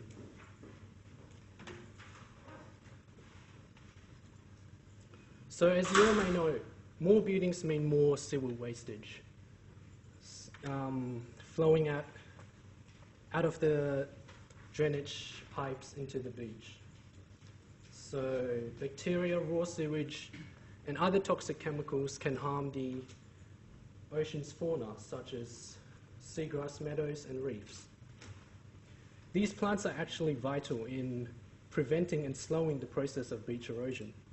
So you see, these plants actually trap the sand that is removed from the beach into the ocean, and when the waves washes back to the shore, most of the sand would actually transport back into the beach. Furthermore, when sea level rises, the beach wants to move, generally further landward, but building structures would stop it so. So eventually, when the water hits the surface, the beach would be drowned. So beaches are a necessity in our life, because without them, strong waves and storm surges would crash directly into our buildings. So a perfect example is in 1992 in Hamptons, when 200 houses were swept away because the beach had disappeared due to erosion. So the Gold Coast is actually in the midst of suffering a similar situation like this. As you can see, the beach are nearly all gone and the buildings are in danger. And so the state government and council devised an annual plan to nourish the beach. So, however, this plan is actually really costly, and the economy are taking a rough hit. So they have to pay $95 million a year in transporting a load of sand and dumping it on the beach. And as you can see, this is a very ugly process. And a lot of tourists have been put away by this. So fundamentally, Perth should learn from the mistakes that Gold Coast has made instead of trying to copy them. Especially with recent findings suggesting that sea levels could rise up to 1 meter in Perth, and winter storms are becoming more frequent and stronger. So the only solution is to retreat from the beach, because nature will always prevail. Yep, thank you.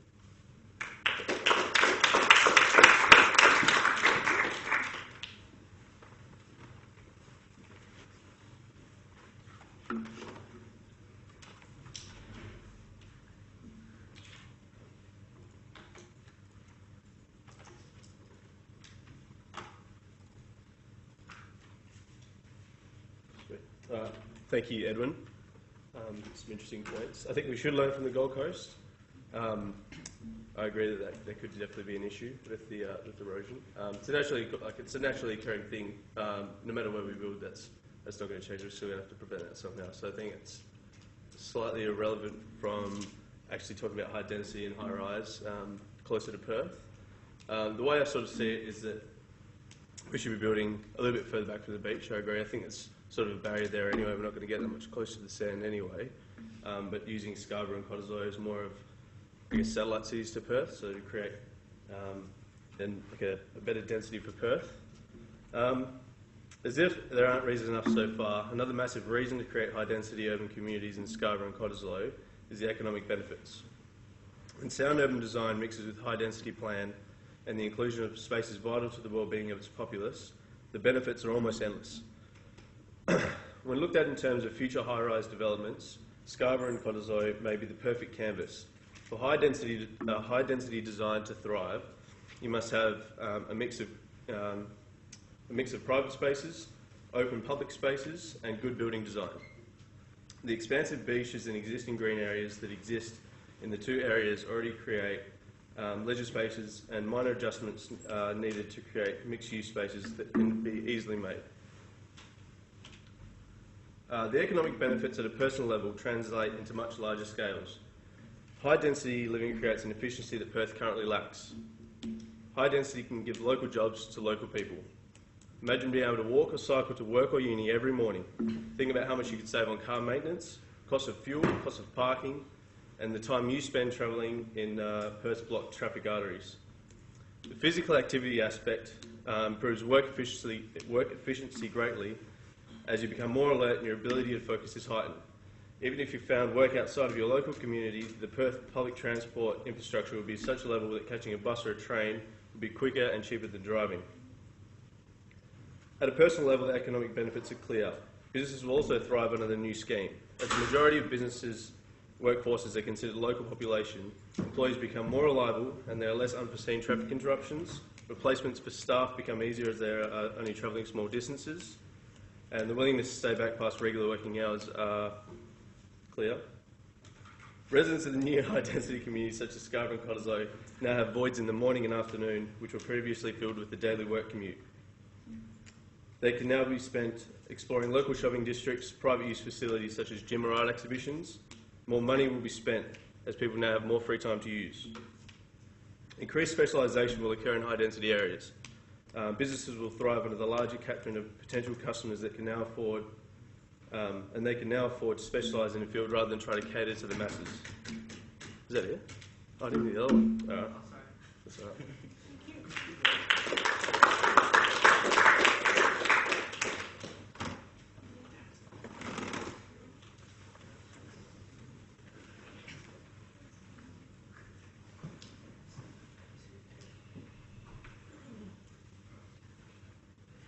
Is this yours?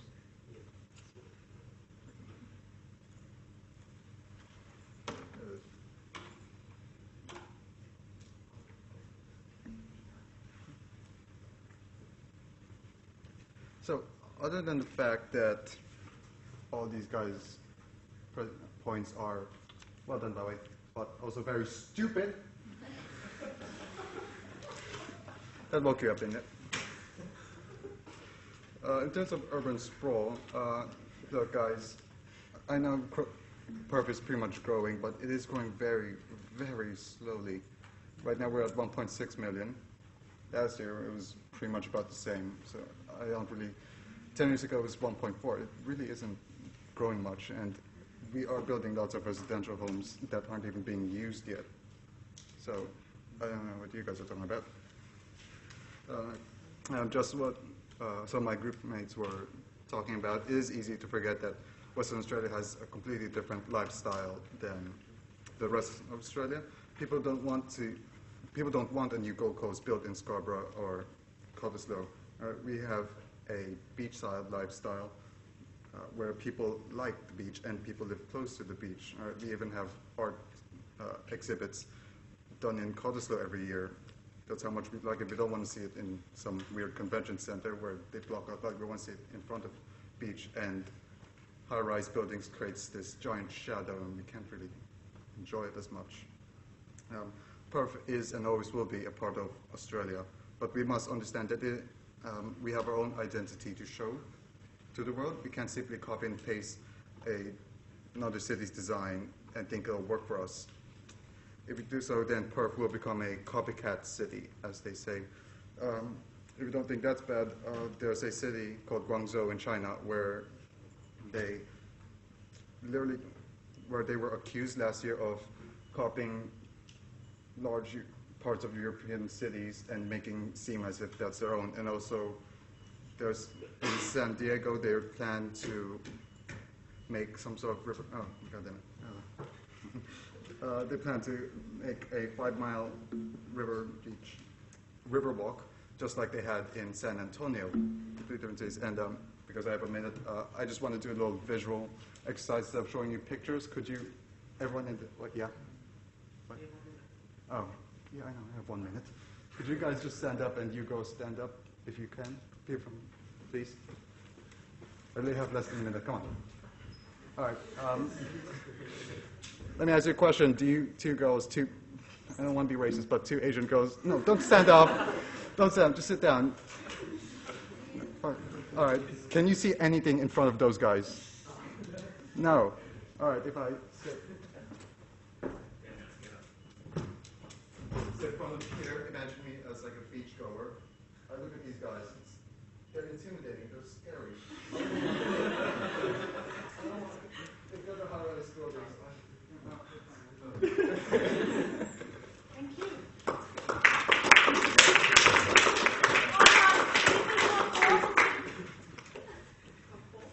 For the topic.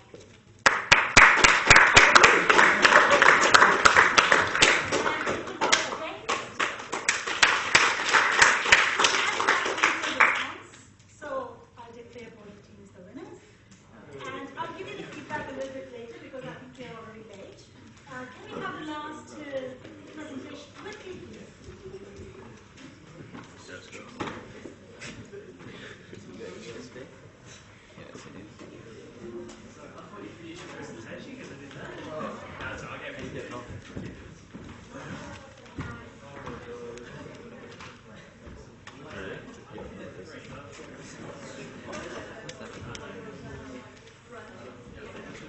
All right, guys, quick.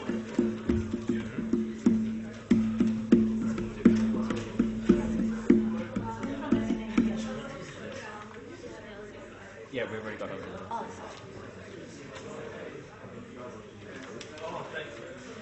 All right, quick.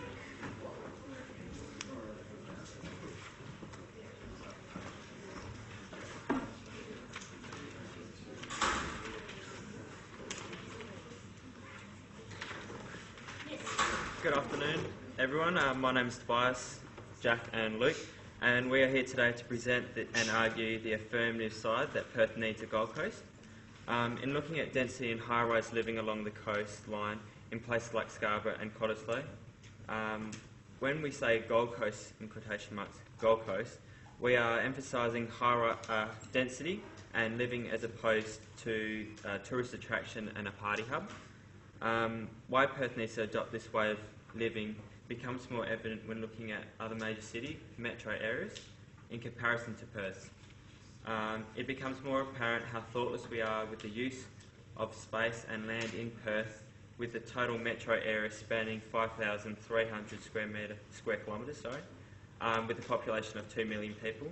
Compare this to Tokyo, with half the size of Perth's metro area, with a population of 37 million people, as well as LA, with a third of the size of Perth's metro area, with 17 million people, according to the Australian newspaper 2013. With this in mind, you start to realise that Perth needs to rethink the measures we use in land development. We need to better the possibilities and to combat sprawl by redevelopment of our beautiful coastline, by taking advantage of the space we have got, achieving medium and high-rise living. Today's discussion, we will be looking at how the ideas could be adopted to the WA coastline, how the environmental impacts of Perth could be reduced through medium density living and high-rise living, how the connection of transport to these high-density hubs of living would benefit the environment through the reduction of car use. The boys will also be talking about the need for sustainability and protection of our untouched, pristine coastline, stopping urban sprawl into the potential and redeveloping the existing, which they will then go into the benefits of the attractive ocean lifestyle. The political side, looking at the council's restrictions with the height limits along the coastline, which stands at 8 stories, which is less than half of the observation city. And the philosophical side, looking at the preservation and connection between man, culture, community, nature and today's society, and breaking the ideology that high-rise living in Perth is a bad thing, and for Perth people to slowly warm to that, like really slowly. Finally concluding our affirmative argument, which will be done by Luke, again reinstating that something needs to be done now to better Perth's impact on the environment, better our land use and take advantage of our beautiful coastline through density and high-rise living.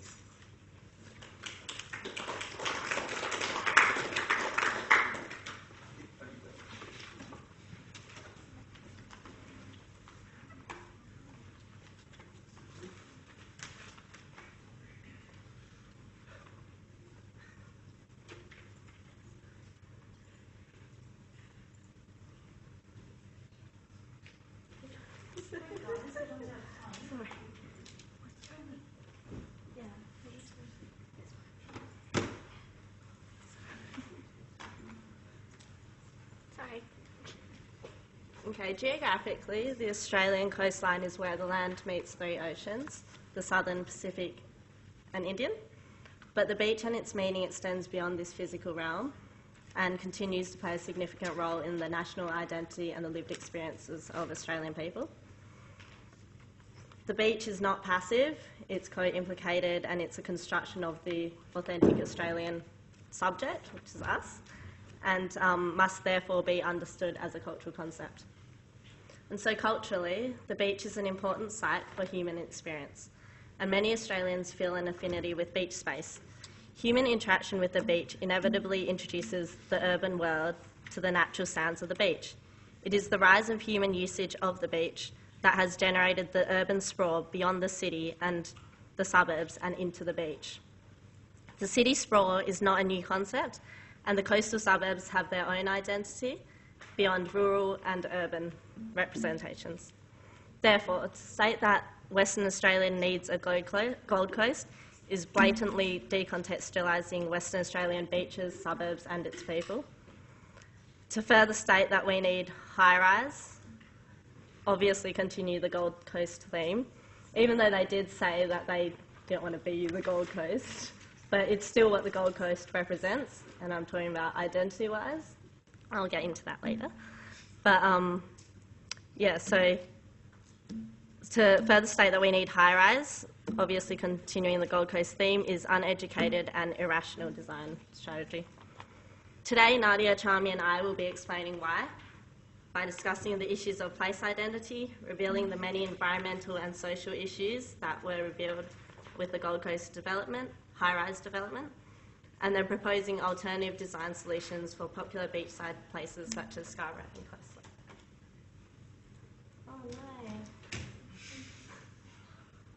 Anyway, There was a picture of Coral Bay and the Gold Coast, which you guys saw earlier. But universally, and particularly in the tourism industry, the beach is represented as a mythical place of like relaxation and leisure. But locally, to many Australians, it's not mythical, it's real. And because all our cities are based on the coast, so it's it's a realistic, familiar feeling, and it's intertwined with our urban landscape. The beach space therefore becomes a space of both natural and urban elements intermingling and coexisting. So there are two dynamics going on, our relationship with the beach and then the relationship between human and natural elements in the beach space. Currently, West Australian beaches have a laid-back atmosphere because the natural elements... Oh no.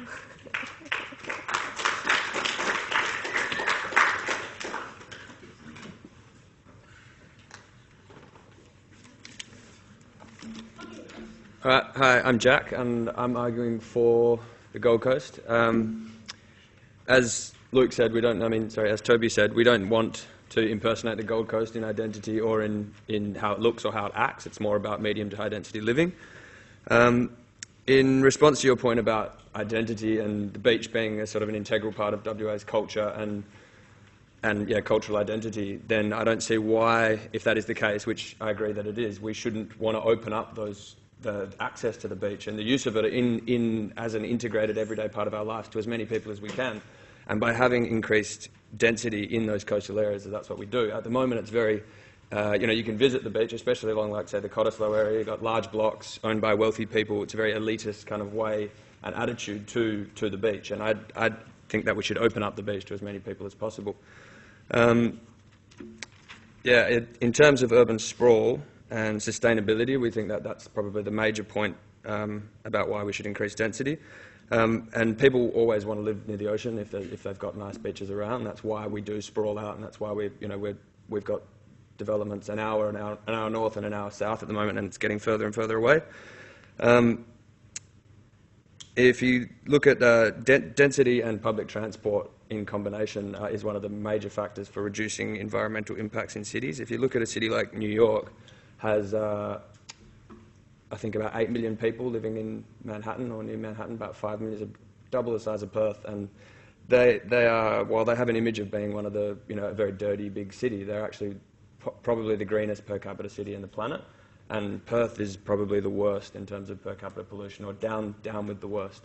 And urban sprawl and lack of public transport are the two major factors in that. In terms of looking at the two areas that we're looking at, Scarborough and Cottesloe, people have talked a lot about Scarborough and less about Cottesloe and Fremantle to Cottesloe, and I think that area is probably prime for development more so than Scarborough because of the existing public transport. We've got that whole strip from Fremantle to Swanbourne with, I think there's 6 or 7 train stations that are on the train line straight into the city with about walking distance from where the houses are, and increasing development in those areas is key to reducing our environmental impact, because not only urban sprawl with increased use of cars, but also direct sea pollution with car runoff. Farming runoff is the major one, but also car runoff, chemicals from car, oils, petrol, etc. on roads can cause direct sea pollution. So it's another reason why we should try and concentrate more on increasing density on existing public transport. Is